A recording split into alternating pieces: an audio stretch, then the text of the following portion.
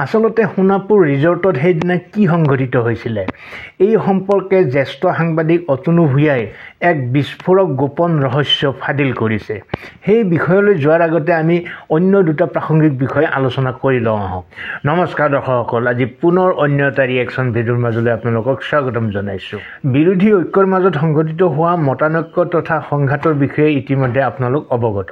এই সম্পৰ্কে একাধিক ভিডিঅ' ময়ে আপলোড কৰিছোঁ এই চেনেলত। এই সংঘাতে এতিয়া এনেকুৱা এক পৰ্যায় পাইছেগৈ যে একাংশ কংগ্ৰেছ কৰ্মীয়ে অখিল গগৈক বাদ দি বিৰোধী ঐক্যৰ মঞ্চ গঠন কৰাৰ পোষকতা কৰিছে।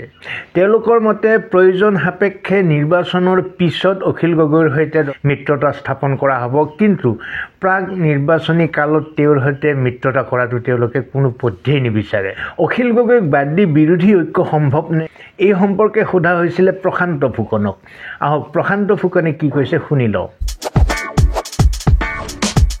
এইটো চাৰিটা চকাৰ এটা চকা যদি নাথাকে, এটা চকা যদি ৰিচল টায়াৰ হয়, তেতিয়াহ'লে গাড়ীৰ চকাটো কেনেকৈ ঘূৰিব? তাৰে প্ৰমাণ আজি এই ভূপেন বৰা, অখিল গগৈ এই কথাবিলাকতে প্ৰমাণ হৈ গৈছে। আৰু এই প্ৰমাণেৰে আগন্তুক দিনত অখিল গগৈক বাদ দি হ'ব, অমুকক লৈ পেলাই হ'ব, এজনে দিল্লীৰ পৰা মিটিং অৰ্গেনাইজ কৰিব। এইবিলাক কথাৰে মই ভাবোঁ যে অপজিশ্যনৰ এটা নিৰাশাজনক অৱস্থা আছে, আৰু এই নিৰাশাজনক অৱস্থাই আগন্তুক দিনত ভাৰতীয় জনতা পাৰ্টীৰ আমাৰ ফালে এটা ভাল পজিটিভ চাইনে হ'ব বুলি ভাবিছোঁ। প্ৰশান্ত ফুকন ডাঙৰীয়াক আৰু সোধা হৈছিলে যে কংগ্ৰেছে যদি একলা চলো নীতি গ্ৰহণ কৰি আগবাঢ়ে তেন্তে কাৰ লাভ হ'ব? তেওঁৰ উত্তৰ শুনক। চাওক, এইটোতো হ'বই। মই আপোনাক কৈছোঁ, যেতিয়া কংগ্ৰেছৰ নিচিনা এটা দলক, আজি 150-200 বছৰীয়া এটা দলক অখিল গগৈৰ নিচিনা এজন নতুন ৰাজনীতিবিদে তেওঁলোকক ফ'ৰ্থ লাইনত নিব খুজিছে, তেতিয়া একলা চলৰ নীতিহে হ'ব। সেইটো গ্ৰুপ লাভ ভাৰতীয় জনতা পাৰ্টীৰ লাভ হ'ব, মিত্ৰজোঁটৰ লাভ হ'ব, আৰু আমি আমাৰ ধৰণে আমি আমাৰ কাম কৰি যাম, ৰাইজক সেৱা কৰি যাম। আচলতে সোণাপুৰ ৰিজৰ্টত সেইদিনা হৈছিল কি? শুনামতে অখিল গগৈৰ সৈতে সেইদিনা কেৱল প্ৰদ্যুৎ বৰদলৈৰে তৰ্কাতৰ্কি হোৱা নাছিলে, ভূপেন বৰাৰো তৰ্কাতৰ্কি হৈছিলে। তাতেই প্ৰসংগক্ৰমে ভূপেন বৰাই উল্লেখ কৰিছিলে এটা গোপন কথা।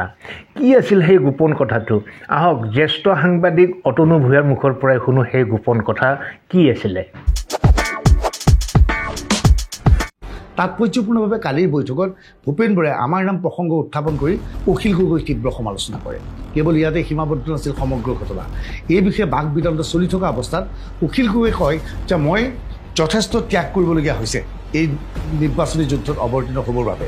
মোৰ বিৰুদ্ধে 100ৰো অধিক গোচৰ এইখন চৰকাৰে ৰুজু কৰিছে, এটাৰ পিছত এটাৰ গোচৰৰ বাবে খেলি আছোঁ। গতিকে মোৰ যথেষ্ট ত্যাগ আছে, গতিকে মোৰ ত্যাগক লৈ আপোনালোকে প্ৰশ্ন উত্থাপন নকৰিব। আচলতে অখিল গগৈ বিজেপিৰ লগত সম্পৰ্ক আছে নেকি জাতীয় এটা প্ৰশ্ন উত্থাপন হোৱাৰ বাবেই অখিল গগৈ এনেধৰণৰ বক্তব্য উত্থাপন কৰিবলৈ বাধ্য হয়। লগে লগে পুনৰ উত্তেজিত হৈ পৰে ভূপেন বৰা। ভূপেন বৰাৰ মতে যে কেৱল অখিল গগৈৰ ত্যাগ নাই, ভূপেন বৰাৰো ত্যাগ আছে। ইয়াৰ পিছত ভূপেন বৰাই সভাৰ মাজত যিবোৰ কথা ক'লে সেইবোৰ কথা শুনি আপুনি আচৰিত হ'ব।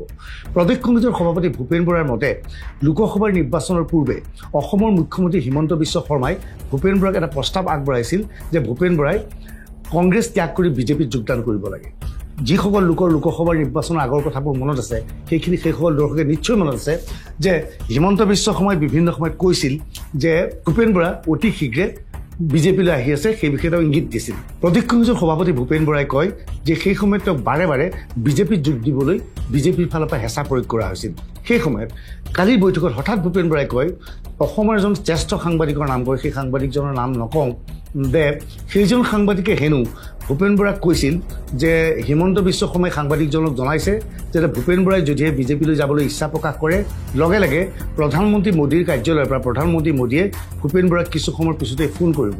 ভূপেন বৰাই ফোন ৰিচিভ কৰি বিজেপিলৈ যাবলৈ ইচ্ছা প্ৰকাশ কৰিলে লগে লগে তেওঁক বিজেপিলৈ অনা হ'ব আৰু তেওঁক বিজেপিৰ উপ মুখ্যমন্ত্ৰীৰ দায়িত্ব দিয়া হ'ব। এই কথা কিমান দূৰ সত্য আমি নাজানো, কিন্তু কালি সভাত ভূপেন বৰাই এইদৰে কয় যে মোক এনেধৰণৰ প্ৰস্তাৱ দিয়াৰ পিছতো মই গোচৰৰ সন্মুখীন হৈছোঁ হিমন্ত বিশ্ব শৰ্মাৰ, গতিকে কেৱল অখিল গগৈয়ে ত্যাগ কৰা নাই, ত্যাগ মই কৰিছোঁ।